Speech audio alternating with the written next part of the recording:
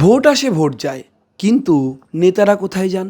2026-এর বিধানসভা নির্বাচনের ফলাফল প্রকাশের পর তৃণমূল নেতাদের হাল হকিকত দেখে অনেকেই এমন প্রশ্ন করছেন। কোথাও ডিম থেরাপির মধ্যেও খুঁজে পাওয়া যাচ্ছে না অনেককেই, যেমন দেবাংশু ভট্টাচার্য। সোশ্যাল মিডিয়ায় তোলপাড় করছিলেন তিনি।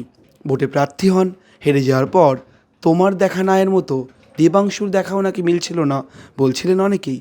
আবার সোশ্যাল মিডিয়াতে সরব হন দেবাংশু। এবার সেই আবহেই দেবাংশু ভট্টাচার্যকে আচমকা সরিয়ে দিল তার দল। সোশ্যাল মিডিয়া সেলের যে দায়িত্বে তিনি ছিলেন, সেই দায়িত্ব থেকে তাকে অব্যাহতি দেওয়া হয়েছে। শুধু তাই নয়, তার জায়গায় আনা হয়েছে সদা সক্রিয় ভোটের রেজাল্টের পর আচমকা সোশ্যাল মিডিয়াতে বেশ ঝড় তুলছিলেন যিনি, সেই উপাসনা চৌধুরীকে। তো তারপর দেবাংশু ঠিক কী বলছেন? দেবাংশু কেন চৌকাঠে শোননি? কেন দেবাংশুর এই গোসা অথবা কোথাও গিয়ে নিষ্ক্রিয় থাকা? সব প্রশ্ন নিয়ে আমরা যোগাযোগ করেছিলাম দেবাংশু ভট্টাচার্যের সঙ্গে। তিনি ঠিক কী বললেন শোনাবো আপনাদের। ভোটে আপনি পরাজয়, ভোটে তো হার জয় পরাজয় থাকেই। আপনি পরাজিত হয়ে যাওয়ার পর আপনি অনেকদিন আপনাকে সক্রিয় ভূমিকায় দেখা যায়নি, কিন্তু দলের হয়ে আপনি একেবারে মন প্রাণ দিয়ে প্রচার করেছেন সোশ্যাল মিডিয়াতে। যেমন সম্প্রতি দেখা গেল আপনাকে, আপনার যে পদ ছিল সোশ্যাল মিডিয়ার পদ, সেই পদ থেকে দল সরিয়ে দিল। পুরো বিষয়টা নিয়ে কি বলবেন? মুখ খোলার জন্যই কি এই শাস্তির মুখে আপনি পড়লেন? আপনি না প্রশ্ন না না না তুলেছিলেন। না না না না না না না পথ সরানোটা তো দেখুন, আমি একটা কথা বলি, আমি 2022 থেকে আইটি সেলে রিচার্জ, 2026, ঠিক আছে? তো 4 বছরের পর আর কত? এবার তো নতুনরা সুযোগ পাবে। আর যাকে দায়িত্ব দেওয়া হয়েছে সেও তো আমারই তুলে আনা প্রোডাক্ট, তাদেরকেও তো আমিই তুলে এনেছি, তারা দায়িত্ব পেয়েছে, তা আমি খুশি তার মধ্যে সবচেয়ে। কিন্তু তো আমার সরার ব্যাপার না। আর আমি এই মুহূর্তে, দেখুন আমি একটা কথা বলি, আমি গত 16 বছর ধরে যদি বলেন দলের হয়ে প্রচার কর্মসূচির সঙ্গে যুক্ত এবং অফিসিয়ালি দলের সঙ্গে যুক্ত গত 7 বছর ধরে।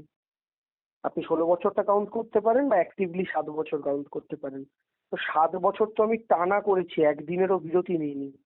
তো এবার নির্বাচনে একটা অন্যরকম ফলাফল হয়েছে। এবার একটু ইন্ট্রোস্পেকশনের দরকার আছে, একটু নিজেকে সময় দেওয়ার দরকার আছে, একটু নিজের পরিবারকে সময় দেওয়ার দরকার আছে। আমি নিজেকে এবং নিজের পরিবারকে সময় দেওয়ার সুযোগ পাইনি।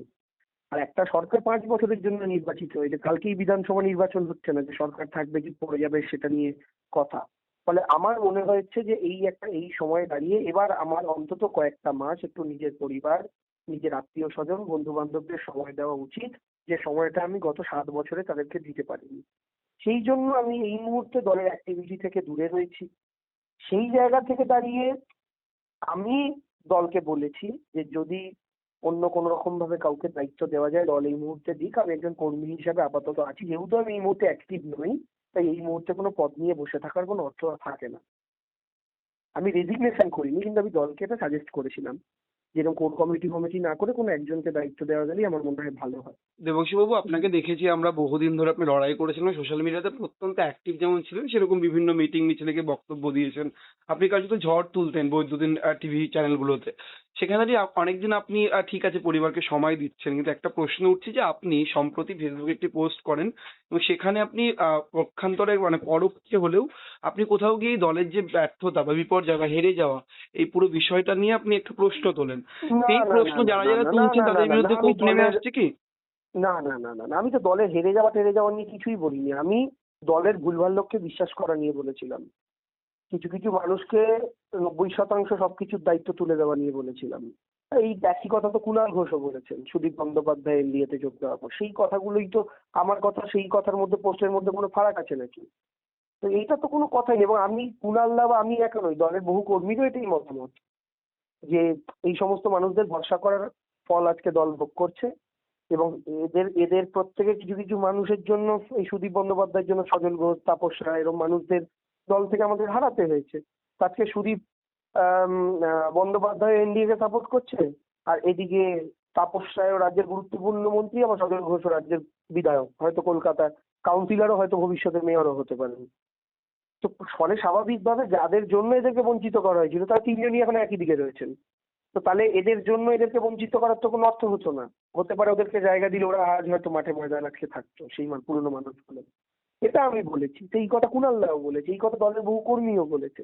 এটা তো আলাদা করে কোনো কথা নেই এবং এর সাথে বিপর্যয়ের কোনো সম্পর্কেও নেই। এবং আপনি কি সবচেয়ে বড় এখনো কথা আপনার বললাম না ওই কথা বলেছে। দেবকীবাবু, আপনি কি এখনো আপনার যে মতামত ছিল যে ভুলভাল লোককে 90% বিশ্বাস করা, সেই বিষয়টাতে আপনি একদম এখনো কি একদম এখন একদম আছেন? একদম এই বাবা, হ্যাঁ হ্যাঁ হ্যাঁ, নিশ্চয়ই। আর আপনার একদম শেষ প্রশ্ন আমার, যে আপনি সক্রিয় কর্মী ছিলেন তৃণমূলে, সেখানে দাঁড়িয়ে এই সরিয়ে দেওয়া পুরো বিষয়টা সরিয়ে রেখেও একটা জল্পনা চলছে যে বিভিন্ন সময় আপনাদের যেই বিদ্রোহী তৃণমূল, ভালো তৃণমূল, খারাপ তৃণমূল নিয়ে একটা প্রশ্ন জল্পনা চলছে দেখুন, মিডিয়াতে, এবং আমি আপনি কি ওসব দল শুনুন, পরিবর্তন নিয়ে ভাবছেন শুনুন কিছু? শুনুন, আমি একটা কথা বলছি। ভালো তৃণমূল খারাপ তৃণমূল বলে কিছু বুঝি না। তৃণমূল কংগ্রেস জোড়া ফুলের সিম্বল। এটা নিয়ে পশ্চিমবঙ্গে যদি একজন মানুষও রাজনীতি করেন, তিনি মমতা ব্যানার্জির জন্যই রাজনীতি করবেন। এটা হচ্ছে বাস্তব সত্য। দেবাংশু বলছেন দল ভুলভাল লোককে বিশ্বাস করেছিল বেশি। কুণাল ঘোষ বলছেন প্রায় একই কথা, কিন্তু এই ভুলভাল লোক কারা? অনেকে বলছেন আর কেউ নন, তিনি স্বয়ং অভিষেক বন্দ্যোপাধ্যায়। এখন দেখার দেবাংশুদের সরিয়ে নতুন লোককে দায়িত্বে আনার পর সত্যি সত্যি তৃণমূল আবার জীবন কাঠি পায় কিনা। ক্যামেরায় শুভজিৎ মুখোপাধ্যায়ের সঙ্গে রমন দাসের রিপোর্ট, সংবাদ প্রতিদিন.in।